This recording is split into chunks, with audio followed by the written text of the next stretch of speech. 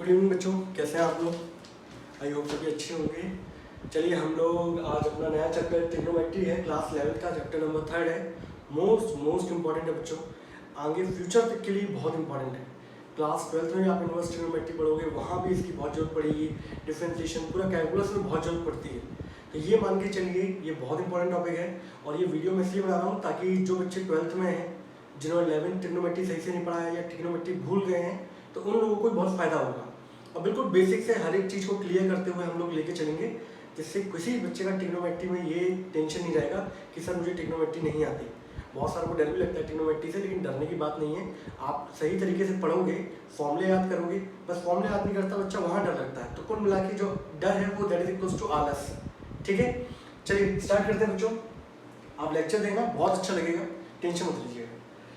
Trigonometry बच्चों class 10th में जो आप लोगों ने पढ़ा था वो था इंट्रोडक्शन। तो वहाँ वो हल्का सा इंट्रोडक्शन दिया गया था।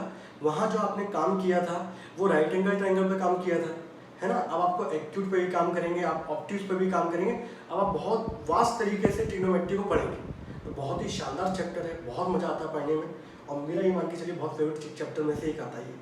ठीक है, तो ट्रिग्नोमेट्री में अगर आप देखते हैं तो मतलब ट्राई मतलब 3, कॉन मतलब होता है बच्चों साइड्स, और मेट्री मतलब होता है मेजरमेंट।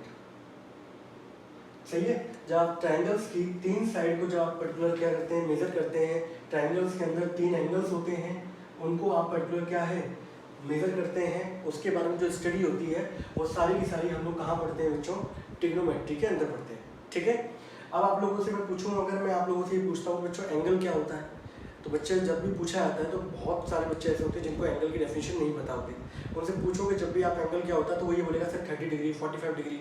सही है, लेकिन एंगल डिफाइन नहीं कर पाते।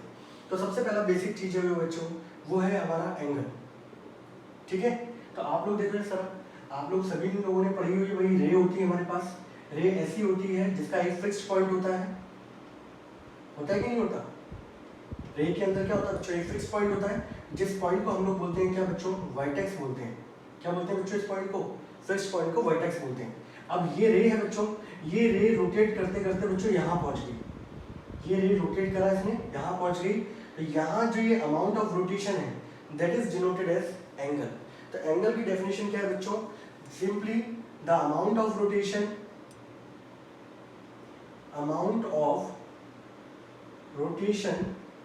डन बाय अ रे, उसको क्या बुलाया जाता है बच्चों, दैट इज एंगल बुलाया जाता है। और जहां पर आप देख रहे होगे ये आपकी इनिशियल रे थी बच्चों, और ये यहाँ घूमते घूमते यहाँ पहुंच गई, तो इसको बोलते हैं बच्चों टर्मिनल रे। आप लोग नोट्स बनाते चलिएगा, ठीक है, भले वो बच्चा चाहे 11th का हो चाहे 12th का हो, मैं आपको पूरा पढ़ाऊंगा यहाँ पर ट्रिग्नोमेट्री, समझे। तो भाई ये फिक्स पॉइंट है, आपकी रे है, एक पॉइंट फिक्स होता है, एक को आप एक्सटेंड कर सकते हो कितना भी। अब बच्चे को लगता है कि भाई रे हमेशा ऐसे ही चलती है, ऐसा नहीं है, ये फिक्स पॉइंट है, रे ऐसे भी जा सकती है। ठीक है, तो भाई ये इनिशियल रे है, ये यहाँ से रोटेट हुई बच्चों, यहाँ पहुंच गई, तो जहाँ पे रुकी उसको बोलते हैं टर्मिनल रे। तो जितना ये घूमी है, इसी अमाउंट ऑफ रोटेशन को हम लोग क्या बोलते हैं बच्चों, angle. And that is denoted by Greek alphabet that is called theta. आप और भी तरीके से डिनोट कर सकते हो, लेकिन हम लोग बेसिकली जो देखते हैं वो होता है थीटा। अब एक बच्चे सवाल आता है सर आपने ये कह दिया सर, मान लीजिए ये इनिशियल रे थी, अभी तो सर आपने इसको घुमा दिया, कैसे, एंटी क्लॉकवाइज घुमा दिया। क्लॉक कैसे चलती है बच्चों, ऐसे चलती है ना क्लॉक। अब मैं कैसे घुमा रहा हूँ, ऐसे घुमा रहा हूँ। सर ये वाली जो रे है, ये आप जो बोल रहे थे इनिशियल रे, ये सर एंटी क्लॉकवाइज में जाके अगर क्लॉकवाइज चली जाती तो सर ये हो जाती टर्मिनल रे। मैं बोला बिल्कुल सही बात है, ये हो जाती टर्मिनल रे, ये फिक्स पॉइंट होता है, ये से कहते हैं हम लोग क्या, दैट इज वर्टेक्स। तो सर ये एंगल होना चाहिए थीटा। तो बच्चा बोलता है सर इसमें और इसमें अंतर क्या है, ये यहाँ पे क्लॉकवाइज घूम रहा है तो भी एंगल थीटा कहलाता है, ये क्लॉक एंटी क्लॉकवाइज कर रहा है। तो भाई अंतर ये है कि हमारे साइंटिस्टों ने ये कहा कि अगर आपका ये एंटी क्लॉकवाइज रे मूव करती है तो उस समय जो आपका एंगल होगा बच्चों वो लिया जाता है पॉजिटिव, और जब आपकी रे क्लॉकवाइज घूमती है तो उस समय जो एंगल लिया जाता है बच्चों वो लिया जाता है नेगेटिव। ठीक है, अब ये मत कंफ्यूज होना भाई कि आप लोगों के हिसाब से क्लॉकवाइज पॉजिटिव होना चाहिए था, एंटी क्लॉकवाइज नेगेटिव होना चाहिए था। मैथमेटिशियन ने अपने हिसाब से दिया था, जो भी सोच के दिया हो आप लोगों को वो चीज़ें पढ़नी है। तो एंटी क्लॉकवाइज जब भी आपकी रे रोटेट करेगी तो एंगल आपका क्या होगा, हमेशा पॉजिटिव, और जब भी आपकी रे क्लॉकवाइज रोटेट करेगी तो एंगल क्या होगा, नेगेटिव। फॉर एग्जाम्पल यहाँ पे देखें भाई, ये रे मेरी बच्चों ऐसे रोटेट कर रही है, तो ये मेरा जो एंगल होगा थीटा 30 डिग्री होगा। बट यहीं पर ये रे अगर मेरी ऐसे रोटेट करती है बच्चों, तो ये जो एंगल होगा बच्चों वो कितना होगा, -30 डिग्री। तो पहली चीज आपको समझ में आनी चाहिए कि एंगल किसको बोलते हैं। कभी भी कोई रे आपके जितना अमाउंट ऑफ रोटेशन करती है उसको बोला जाता है बच्चों क्या, एंगल बोला जाता है। और एंटी क्लॉकवाइज अगर घूमेगी तो एंगल पॉजिटिव होगा, क्लॉकवाइज घूमेगी तो एंगल क्या होगा बच्चों, नेगेटिव होगा। इतनी बात क्लियर है सभी लोगों को, यस और नो? बोलिए भाई, इसको नोट करिए फटाफट।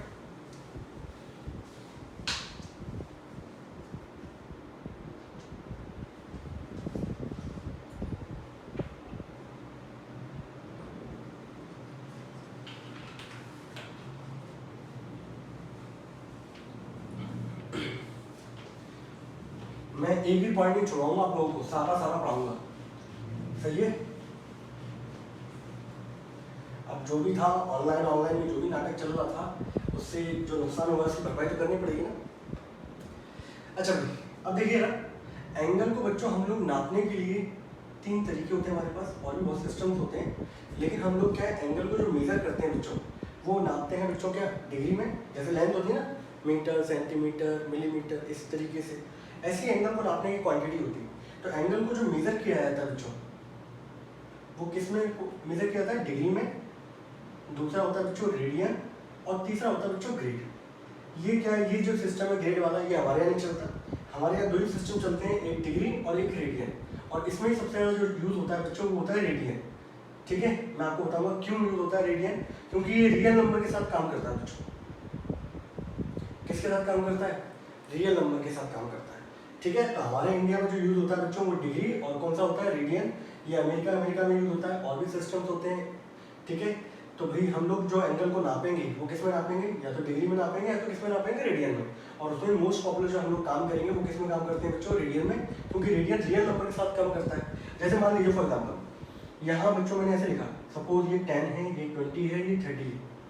ठीक है, अगर मैं कल को बोलूँ बच्चों थीटा इक्वल्स टू 30 डिग्री, तो आप लोग कह सकते हो कि ये पॉइंट होगा 30 डिग्री। ये एंगल है बच्चों, एंगल डिग्री के अंदर क्या होता है, डिग्री के अंदर भाई एंगल ये होता है कितना रोटेट करेगी।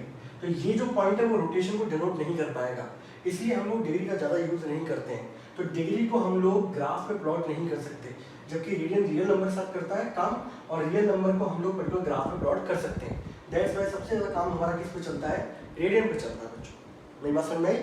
हम रेडियन को क्यों यूज़ करते हैं, क्योंकि रेडियन किस पे काम करता है, रियल नंबर के साथ काम करता है। उसको आप लोग प्लॉट कर सकते हो, ग्राफ पे दिखा सकते हो, जबकि आप डिग्री को ग्राफ पे नहीं दिखा पाओगे। ओके, अब भाई दूसरे नंबर पे चीज आती है।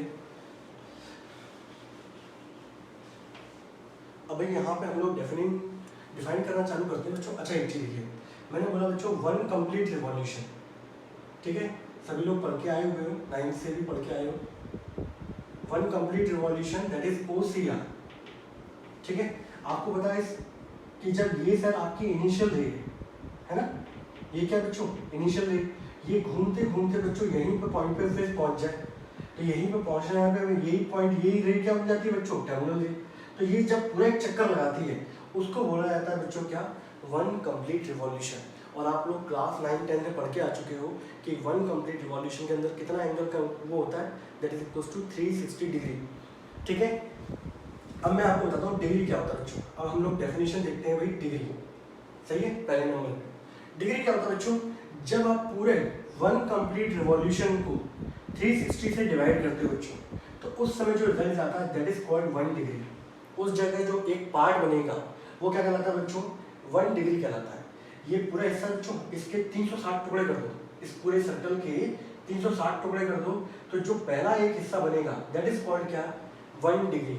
अब ये मत पूछना मुझसे कि 360 डिग्री क्यों किया, मैथमेटिशियन ने जो किया था वो ये था। अब ये 360 बच्चों जब यहाँ जाएगा तो 1 complete revolution is equals to कितना हो गया बच्चों, 360 डिग्री। इस तरीके से निकल के आता है कि एक कंप्लीट रिवॉल्यूशन के अंदर टोटल एंगल कितना फॉर्म होता है, दैट इज 360 डिग्री। मेरी बात समझ में आई? डिग्री को डिफाइन कैसे किया जाता है, जब पूरे एक चक्कर को 360 पार्ट में डिवाइड किया जाता है तो हर एक पार्ट जो बनता है वो दैट इज कॉल्ड 1 डिग्री। और डिग्री को रिप्रेजेंट करने का तरीका क्या होता है, जो भी आप वैल्यू लिखते हो उसके ऊपर एक गोला बना देते हो, तो ये किसको रिप्रेजेंट करता है बच्चों, डिग्री को रिप्रेजेंट करता है। ठीक है, ये 360 यहाँ से गया तो 1 कंप्लीट रिवॉल्यूशन बराबर कितना आया बच्चों, दैट इज 360 डिग्री। दूसरे नंबर की चीज बच्चों आप लोगों को पढ़नी है वो कि डिग्री को भी हम लोग और टुकड़ों में बांट सकते हैं। तो डिग्री के भी 2 टुकड़े होते हैं बच्चों, एक होता है मिनट और एक होता है बच्चों सेकंड, मतलब उसकी छोटी यूनिट जो है। तो 1 डिग्री में बच्चों कितने मिनट होते हैं, दैट इज 60 मिनट। मिनट को 1 डैश से रिप्रेजेंट करते हैं बच्चों। और भाई 1 मिनट के अंदर कितने सेकंड होते हैं, 60 सेकंड्स। तो सेकंड्स को बच्चों हम लोग 2 डैश से रिप्रेजेंट करते हैं। एक बात समझ में आई? तो डिग्री की डेफिनेशन क्या थी, जब आप पूरे कंप्लीट इवोल्यूशन के 360 पार्ट करोगे तो उस समय जो एक पार्ट होता है दैट इज कॉल्ड 1 डिग्री। अब आप इसको इधर ले जाओगे तो 360 डिग्री रहता है। डिग्री की सब यूनिट क्या होती है भाई, मिनट, और उससे छोटा क्या होता है, सेकंड। 1 डिग्री में 60 मिनट होते हैं, 1 मिनट में 60 सेकंड्स होते हैं। ये सारी छोटी छोटी बातें हैं लेकिन मोटी बातें हैं जो आप लोग आगे चल के क्या करेंगे, यूज करेंगे। Got it? ये सब नो, इसको नोट करिए भाई फटाफट जल्दी से।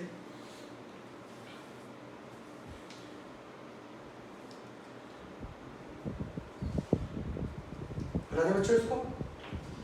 तो भाई ये बात थी हमारी किसकी, डिग्री की। अब बात करते हैं बच्चों किस पे, रेडियन पे। ठीक है, तो अभी हम लोग दोनों में रिलेशनशिप भी निकालेंगे और हम क्वेश्चंस भी करेंगे। ठीक है, दूसरे नंबर की बात आती है बच्चों हमारी क्या, रेडियन। अब रेडियन की डेफिनेशन आती है भाई, तो रेडियन की डेफिनेशन समझने के लिए हम लोगों ने एक सर्कल लिया बच्चों। ठीक है, और जिसकी रेडियस मैंने क्या ली बच्चों, 1 यूनिट।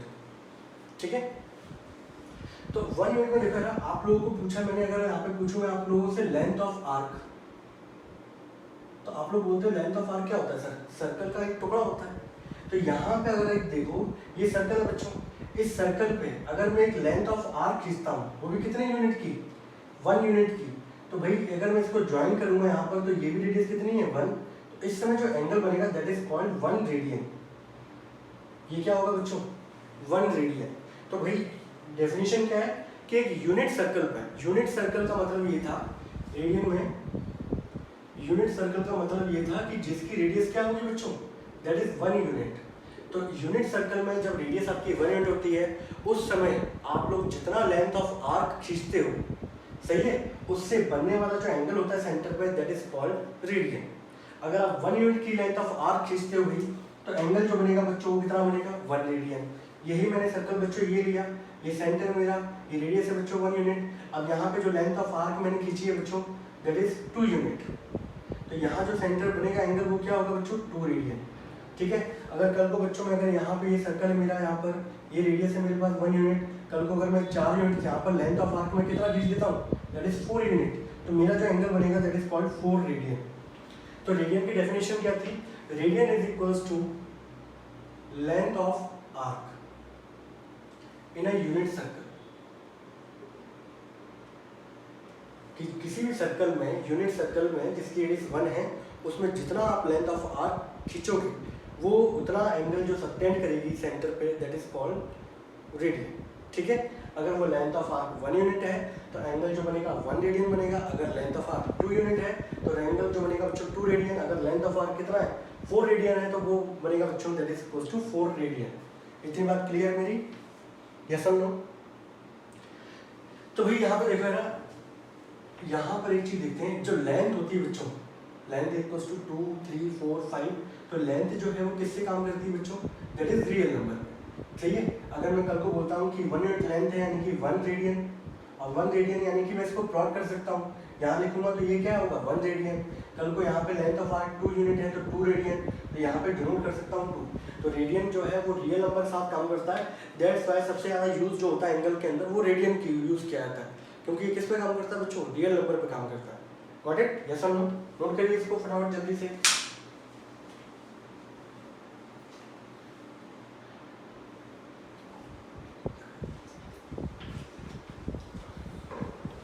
चलिए आगे बढ़ो बच्चों।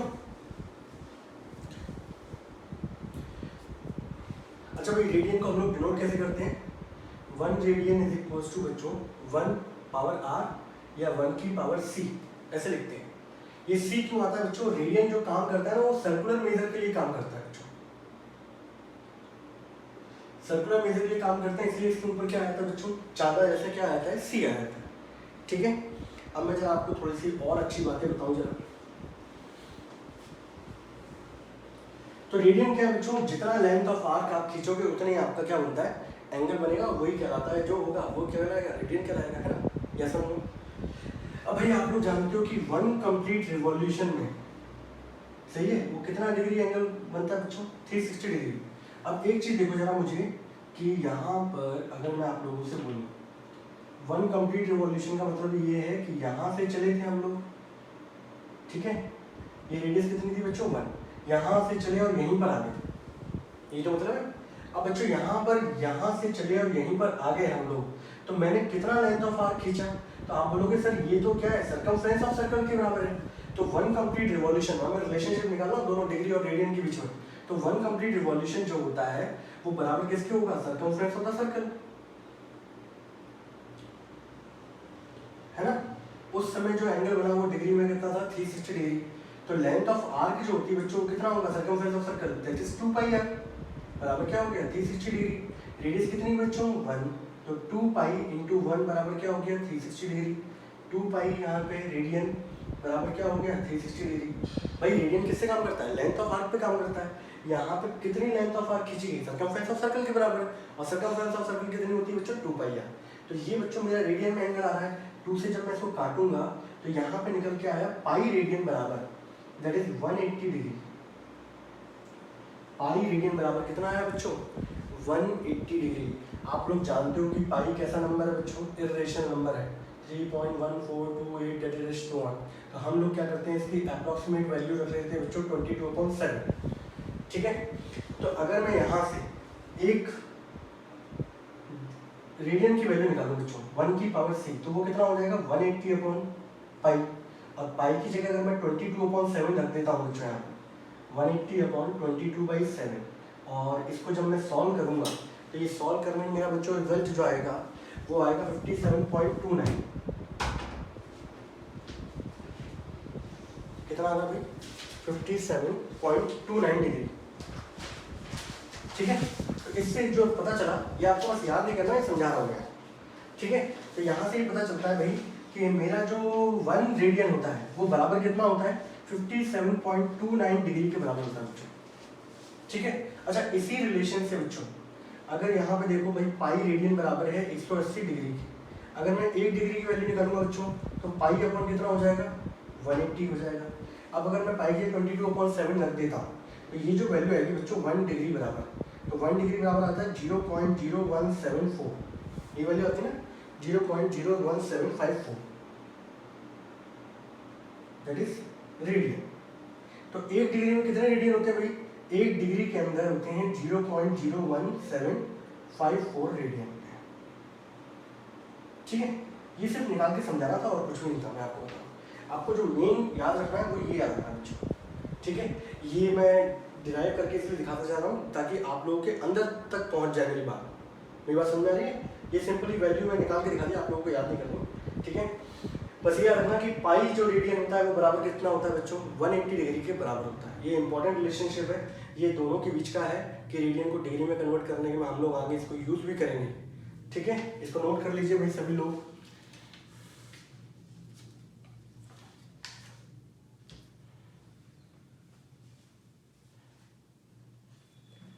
हटा दो बच्चों इसको, यस और नो।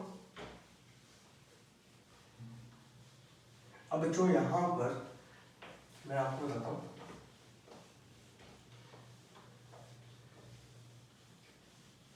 इसमें बच्चे कंफ्यूज भी रहते हैं बहुत ज़्यादा, लेकिन हम लोग इस तरीके से लेके चलेंगे, कोई कंफ्यूजन नहीं रहेगा। आप लोगों को ये बताया भाई मैंने कि पाई जो रेडियन है बच्चों वो बराबर होता है 180 डिग्री के, ये होता है, यस और नो।